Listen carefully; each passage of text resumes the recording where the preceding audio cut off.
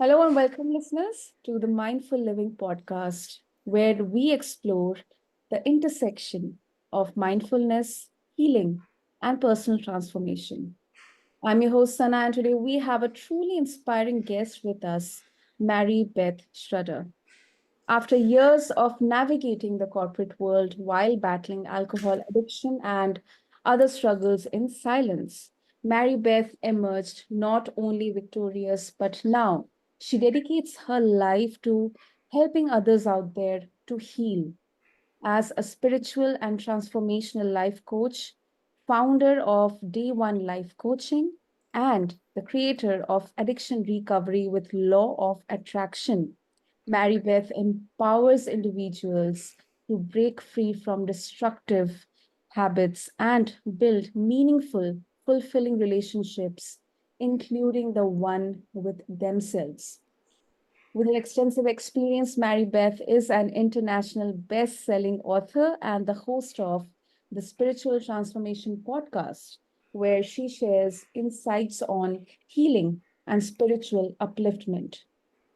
Her holistic approach it stresses on the importance of balancing mind, body, and spirit all together in the recovery and healing process. So, if you all are ready to explore how letting go of alcohol and other vices can lead to a more present, mindful, and balanced life, this conversation is for you. So, let's get ready and dive deep into this discussion, listeners. Mary Beth, welcome to the show, and it's an absolute honor having you with us today. Hi, thank you so much. And I'm excited to be here. Great. So you have had quite a journey from corporate life to becoming a spiritual and transformational life coach and mentor. So, what prompted you to make that significant shift? And how has your personal experience with addiction influenced your coaching?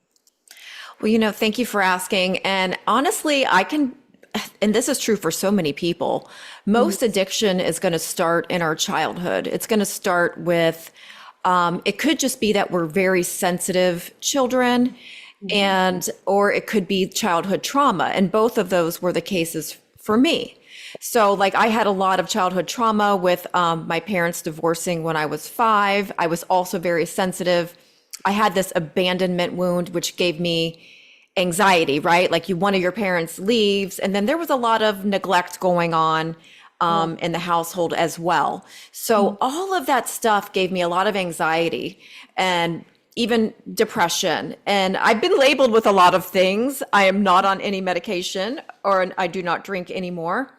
But Mhm. I just so your audience knows, yeah, at times in my life, I was labeled with anxiety, depression, OCD, ADHD. I was definitely a people pleaser. All of these things can be changed. And that's the main message is you guys, it's never too late to change your life. I'm Mhm. 50 years old, and to be honest with you, I didn't even realize that I had a horrible relationship with alcohol until my 40s because it's so normal to drink, right? Like, I knew that alcohol made me feel awful. I knew a lot of things like that. I knew it probably wasn't good for my liver, but I Mhm. didn't realize how much it was affecting me each and every day. I really didn't realize it was a thing that was causing my sleep to be so horrible. And you know how horrible it is when we don't get sleep, and the next day it just affects everything in our day when we don't get a good night's sleep. So here I am, drinking just with friends every day after work, like a lot of people do. Yeah. And it really affected my sleep. It affected, just like, I would start to get headaches and things that I didn't get when I was younger. Mhm.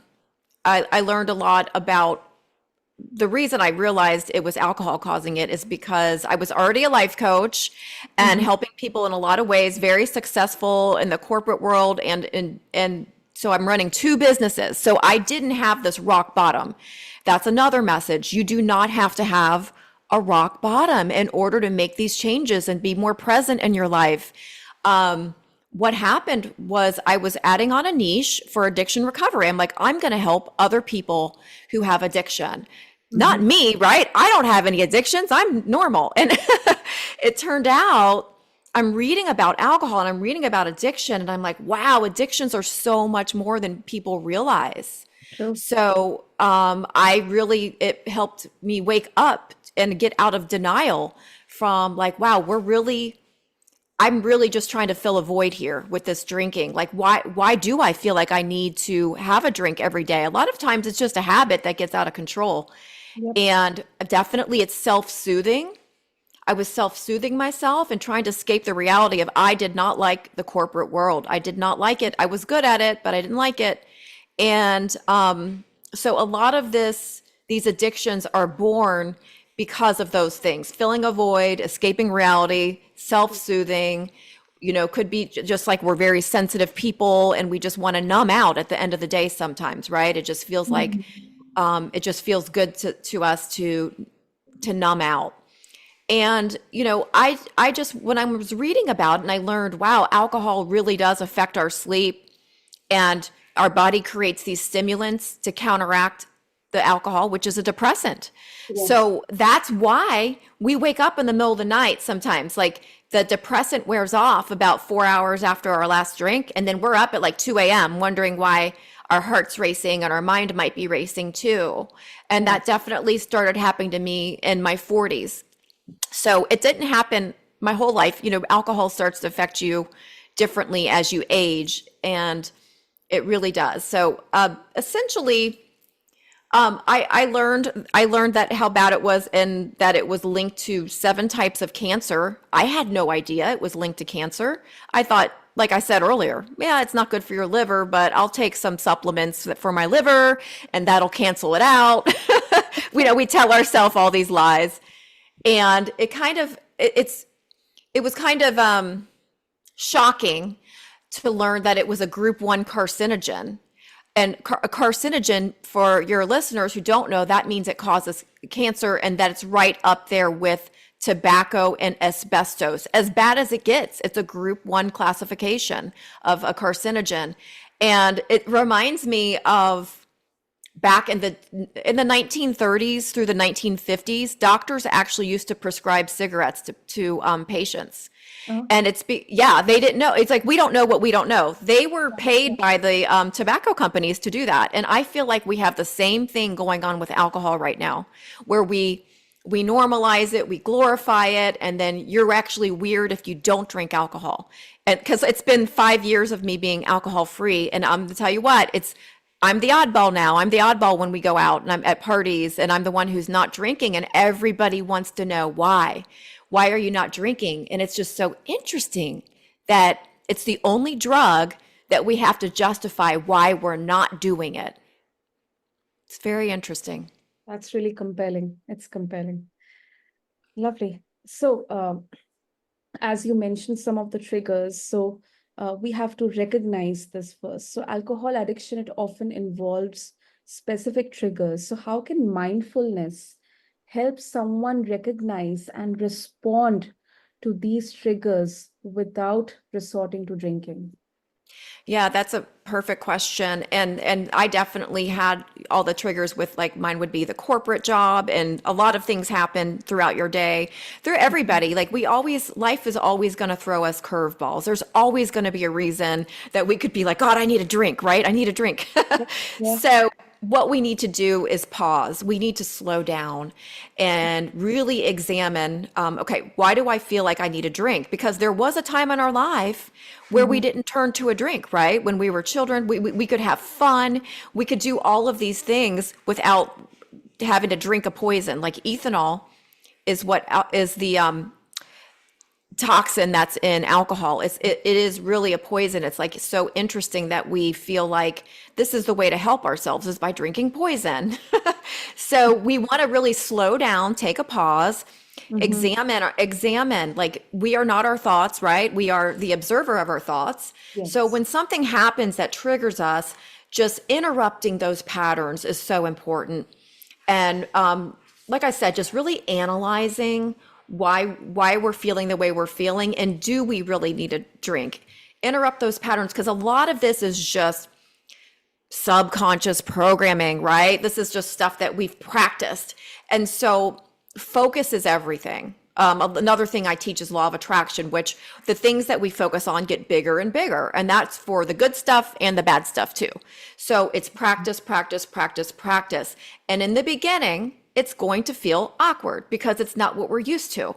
We're not used to it. So, we're usually just thinking the same thoughts over and over again, repetitive thought loops, and most of those thoughts are negative and the same ones as the day before.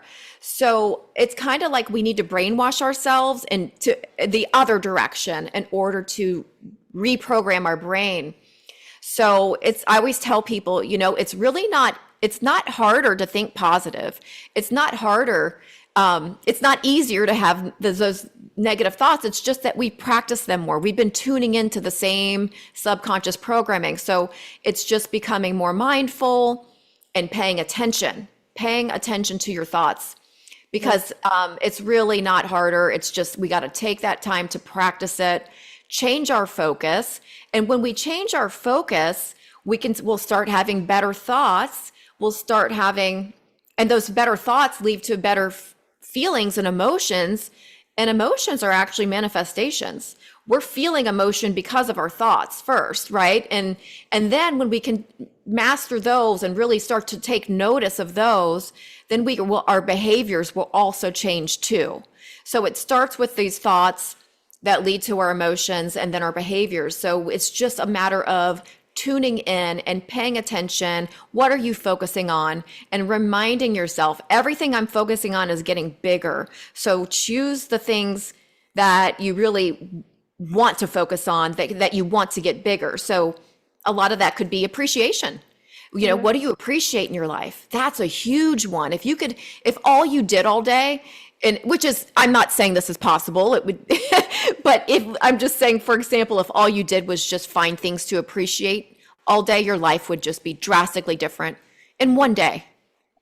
True. That's true. Gratitude. Mm-hmm. So, as you mentioned, law of attraction, you have developed a unique deck of cards called Addiction Recovery with Law of Attraction. So, can you explain how this tool works and the benefits it provides to those recovering from addiction? Sure. I'm going to give a little basic thing on law of attraction first, because a lot of people think it's new. They think it's new age. It's actually not new at all. It's as old as gravity. It's a universal law, just like gravity is a universal law. And it's ancient esoteric wisdom that's kind of been hidden from us, and we're bringing it back, right? So it's not new. But the basic premise is everything is energy and we are vibrational beings. Everything vibrates. If you look under a microscope, even solids, everything's vibrating. And they just vibrate at different rates, different speeds, different frequencies. And so we're always, always manifesting all day, every day. We can't turn it off, just like we can't turn off gravity. So we need to start to be more intentional about what we're manifesting and attracting into our lives. And that's one of the things that my cards help you do. It teaches all of these law of attraction techniques that actually helped me recover. Because that's what really got me out of it, is the more I learned about the law of attraction, because I do teach it, and the more I realized that the more knowledge I had on alcohol, I was like, I cannot keep this in my life. My vibration kept raising. And when you raise your vibration and change your frequency, you're no longer a match to these lower vibrational substances such as alcohol. Or it might be a different addiction, like a toxic relationship. I also had a lot of those in my life. Usually if you have one addiction, you have several. Because I kind of had an addictive personality. So these cards are going to really help people to raise their vibration. It helps you learn about law of attraction. You pick one each morning, and it starts to each card has a picture on the front and content on the back. It's actually published as a book because there's so much content in it. You follow the directions for that day, and you're always going to focus, and you're going to pick the right card for you, because that's how the law of attraction works. So you pick a card and you follow the instructions, and And you can pick a different card each day, or some people choose to pick the same card every day and kind of focus and master one of them for a while before they move on. It's really up to you. But it really helps people notice the programming, the patterns, change momentum in their life on certain subjects. And what we give our attention to is just very important. And something else is, we don't only attract what we are. A lot of people mistakenly believe, oh, I only attract what I am. That's how the law of attraction works. We actually attract anything that we have an energetic spark with. So that's like, you know how judgment. If we judge something, we're attracting it. And a lot of people don't realize that. And that's a subtle difference it's huge. Like once you realize, wow, I'm attracting these liars and cheaters and narcissists into my life because I'm judging them. That's a game changer, right? You need to understand how the law of attraction really works in order to deliberately change your reality. And if you don't understand how it works, you're going to keep repeating the same patterns over and over and over again. Hmm. That's quite interesting. So, in your experience, how does letting go of alcohol contribute to a more present and balanced mind, body, and spirit? If you can, support this with any success stories from your clients. Oh, yeah. Well, first of all, I'll bring myself up is just for over 30 years, I drank alcohol, and you don't really even realize how much it's affecting you until you don't do it anymore, if that makes sense. You know, I was a single mom, and I didn't realize how much I was not present. You're not always present in your body. You're not grounded when you're drinking alcohol. And like I said earlier, being diagnosed with all these things, anxiety, depression, OCD, ADHD. Oh my goodness. Like all of those labels that I believed that I had because I was told that I had them, guess what? It all magically disappeared, and so did my insomnia. Like I didn't even realize alcohol was creating all of these problems because I didn't really I drank for 30 years. So I didn't know, it was just my normal. And with my son, I just noticed when I quit, I was so much more present with him and so much more mindful, and just it's like night and day. The difference is night and day. I was just more grounded and able to focus better. And that's why it wasn't that I had ADHD. Alcohol creates anxiety. Alcohol actually creates anxiety. In the beginning, it feels like it's helping you with anxiety. And a lot of people, including myself, that's how it gets started. We have social anxiety. We're nervous to be around people. And we use it as a social lubricant. We use it as a way to be less nervous and feel more uninhibited. And so at first it does feel like it's working that way, but as it progresses over time, it actually starts creating anxiety instead of helping with your anxiety. It's creating it. Hmm. So I mean, with clients, everybody who quits, that's not the only thing I help people with. I help people with food addiction, relationship addiction, their life careers, just happiness in general. And it's so interesting. People who don't even sign up with me to quit drinking, usually they end up quitting drinking. It's not because I tell them to, or that was what it's just, I think, kind of like being a role model and just being an example. People really learn from that. They don't want to be told what to do. Nobody wants to be told, you got to quit drinking, da, da, da. You know, everyone, no one's going to change until they're ready to change. Nobody's going to change until they decide for themselves, hey, maybe this is really not serving me anymore. Maybe I could be better each day and raise my vibration and set each day up for success if I let it go. And the only way you're really going to figure that out for yourself is by giving it a try. You know, if you go for a week, if you can only go for a week, see how you feel. But I'm going to be honest, like for me, it took a good 3 months for me to really get it completely feeling good, because it does so much damage to our system, our endocrine system.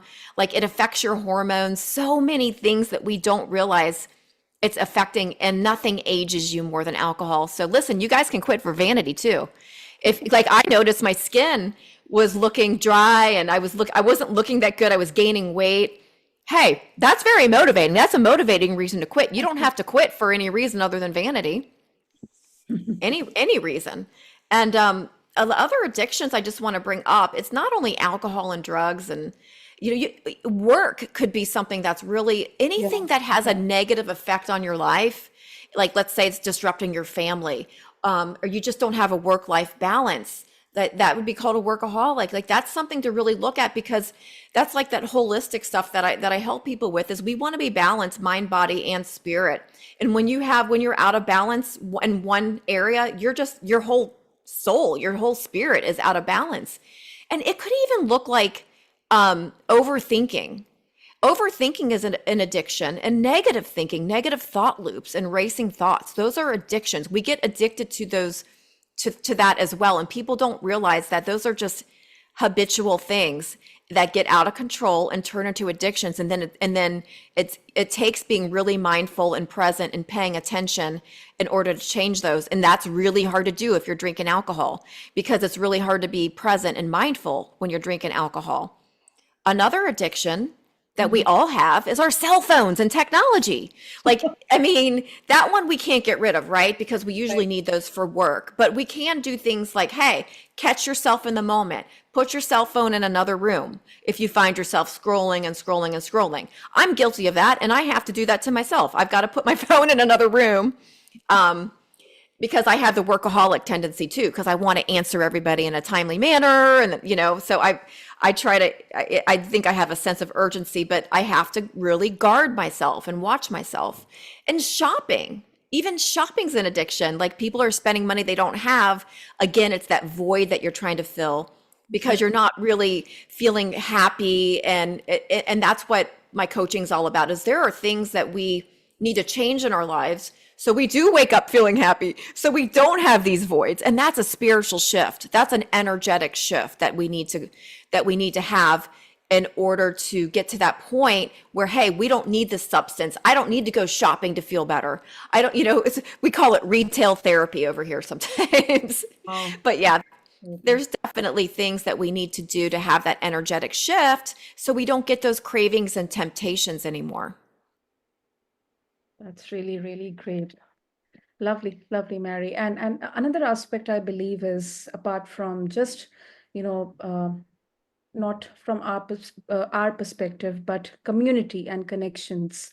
Can mindfulness practices enhance the sense of community and connection among those recovering from alcohol addiction, or maybe just helping them realize or spreading the awareness about alcohol addiction? And if so, how do you think group mindfulness sessions or maybe retreats or just discussion can play a role in recovery?